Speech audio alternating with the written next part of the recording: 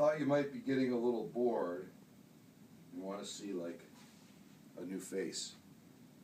But same subject, facial growth and development, and same content of the chapters that are assigned reading. So let's move on now and talk about growth of the midface, which of course includes the nose. Take these off just for clarity. Now, when we talk about growth of the maxilla, we're talking about the maxilla that's suspended from what we call the anterior cranial base. So what are our learning objectives here? First, we want to know the pattern of displacement of the maxilla. The second thing is to diagram and be able to diagram yourself on a sheet of paper or on a skull the pattern of remodeling of the maxilla. And finally, the third objective is to understand why third molars do not have enough room to develop at age 16. So those are the three learning objectives.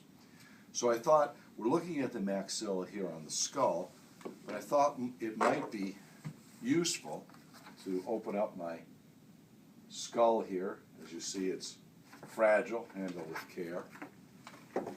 And inside this box, we have a skull that's been disassembled into its pieces. So the first thing I want you to recognize is that when we disassemble the maxilla, we actually have two bones. So it's a paired bone. So the maxilla has a midline suture on the palate. So let's look at the remodeling activity of the maxilla. So we could look at the maxilla on the buccal aspect, or we could look at it from the lingual aspect. On the buccal aspect, the area of greatest new bone deposition is right back here in what we call the tuberosity area. So the tuberosity of the maxilla is an area of bone deposition. That essentially answers that third question. If this is where we're getting new bone, then that's why sometimes third molars can come in after age 16, because that's where new bone is forming, back in the tuberosity. The second major remodeling pattern in the maxilla that you want to know is that the nasal surface, because the maxilla forms the first division between the oral and the nasal cavities. So we have the palate.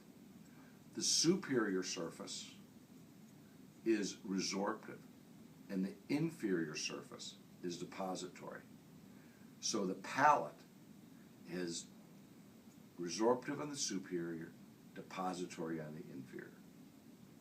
That covers the remodeling both of the palate and of the tuberosity.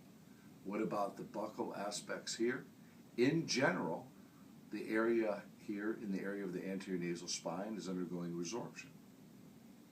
There is a small area of deposition here in the anterior, right at what we would call in cephalometrics A point, but it's at this concavity here. There's a small area of deposition.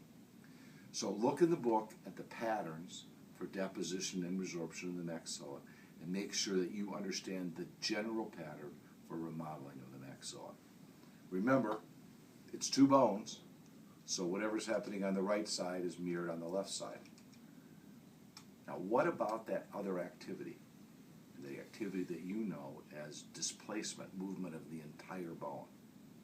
This is where it gets really interesting, because the maxilla as a bone, and I'm just going to hold one bone, the maxilla, if we're looking at the maxilla, and let me grab something else out of the box here just for fun. Let me grab the most interesting bone in the whole box, the sphenoid bone. And if we think about the maxilla articulates with the sphenoid bone, and we've got the pterygoid plates right there behind the tuberosity. Displacement of the maxilla occurs downward and forward, and the remodeling activity occurs upward and back. So once again, in the maxilla, generally, what we're going to see is displacement downward and forward and remodeling upward and backward. Very important concept to understand growth of the maxilla. So I hope this helps, and we'll be back in just a few moments to talk about the most complex bone that we have in the face, and that's the mandible.